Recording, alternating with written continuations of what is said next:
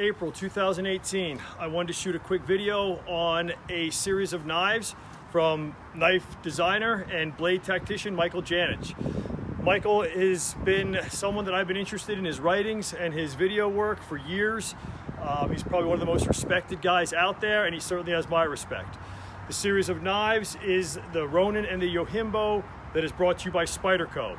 Now, Spyderco is a company that I'm no stranger to. I've probably been buying Spydercos since the 80s with my first police model.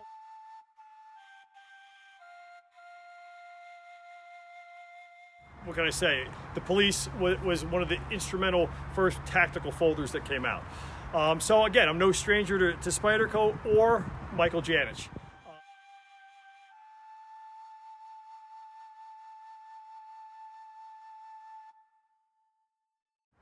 Usually I don't do videos on production knives. I'm a big custom knife proponent. I have a lot of friends that are custom makers, but I do collect production knives. I have for years, and Spyderco has always been a company that I've found great value and quality in their work.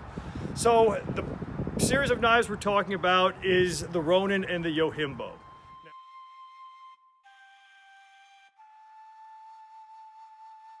Those two names mean a lot to me. I've been a martial arts person my whole life, practiced kendo. I have a boat named the Ronin. I have Ronin tattoos all over me.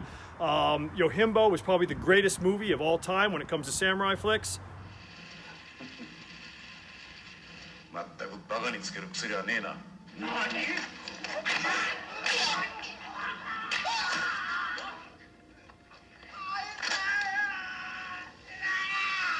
So, great names. So just so you get where I'm at, I was doing some reading, doing some research, stumbled upon Michael's stuff. Now the Yojimbo's been out for years, the Ronin's been out for years. Well, I kind of went Yojimbo, Ronin crazy, and in one weekend went out and found an original Spyderco Snody designed Ronin, which is an awesome little knife. I know Mike Snody well. Mike's a great guy. Just an incredibly interesting little great utility knife. Then I ran out, and I usually only carry one knife on me, not all these knives. Since I'm here talking about them, I have a bunch on. Then I ran out and I found an original Yojimbo, which again is a very cool little knife. Now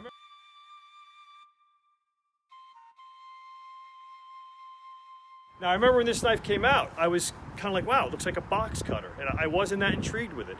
After listening to all of Michael's design thoughts and why he wanted to do this design, I definitely see where the Wharncliffe, and especially the way he's laying it out, can be a very effective weapon.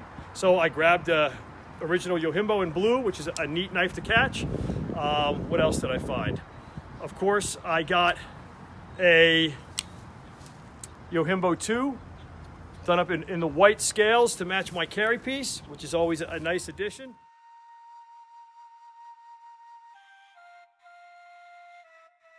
So couldn't resist that. And then of course I grabbed a black handled variant, which also is very cool. And this will be a day-to-day knife. Now, a couple things that I like about this knife. And again, who'd have thought Wharncliffe? First off, if you follow what Michael's saying, the knife does have an incredible amount of really useful things. Not just for a self-defensive knife. We all know a Wharncliffe's like a big X-Acto knife. It's a great utility knife. But when Michael goes into explaining the different type of grips and what this knife facilitates in its grips, you start to understand what he was trying to go after. The Filipino grip, placing your thumb like this, okay, gives a very secure, solid grip and really does give you excellent blade indexing, and also facilitates a power cut. When you put this knife in and you push with it, with that thumb behind it, you're driving. Definitely make some very debilitating cuts if you were gonna have to use it that way.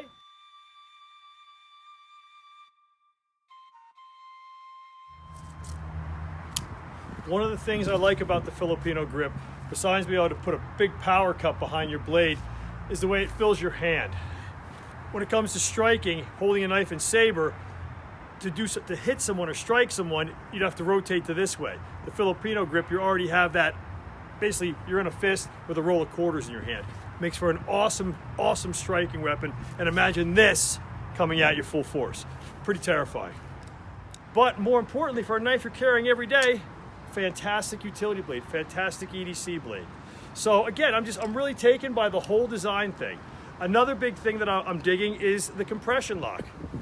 Now, I was never a liner lock fan. Had a liner lock shut on me years ago, cut tendons in my hand, hurt me.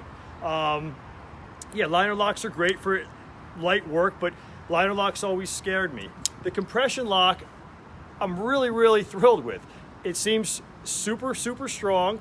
Not as strong as different lockbacks, but compared to a liner lock, it is stronger. The knife opens incredibly smooth. The knife works well. If you just drop the back, it shuts easily. Now the compression lock kind of sandwiches the liner that's on the back to the back of the spine of the blade, and in between the stop pin, making kind of like an anvil type effect, which makes a very nice and secure locking system. So again, I like the lock. When the liner failed on me, and it didn't fail, I triggered it by accident. It was because the meat of my finger got into here, and when I was in something and twisted, the lock engaged and cut me. You can't do that with a compression lock. The only way to trigger it, to go down, is on the back, pop it, and it shuts simply. So again, super, super convenient design, great build quality from Spyderco. I don't carry in my pockets. Today I have knives all over me because I'm doing this video. I carry one knife, one gun.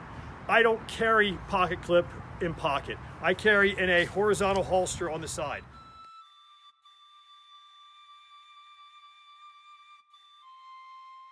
My knife is always here, whether it's a fixed blade or whether it's a folder, it's always in this spot. I can take it, I can easily open it left-handed, it's no problem. I can change grips left-hand, I can switch to this hand.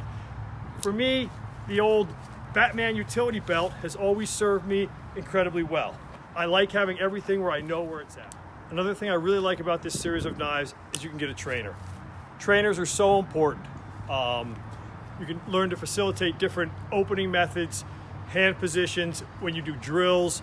To use a razor sharp knife in any of that is stupid. So trainers are a great, great thing. More companies should invest in making knives that come with adequate training systems, like Spyderco has done in this. I'm a big proponent of I carry on the weak side because I carry a gun on the right. So learning to open up a knife and work it with my weak hand is imperative. I've got to commit it to muscle memory. So I'd rather sit someplace and learn how to do that with a trainer than sitting here beating up a live blade. Thank you for making a trainer, guys. Very cool.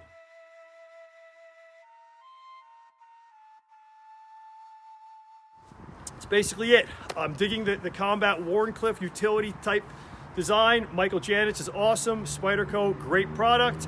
All I can say is in the future, I think my metal mashing buddy from Alaska, lady just jumped up on me, is going to be also working on a Combat Wharncliffe for me. So I'll keep everybody posted. Thank you for looking. Appreciate it.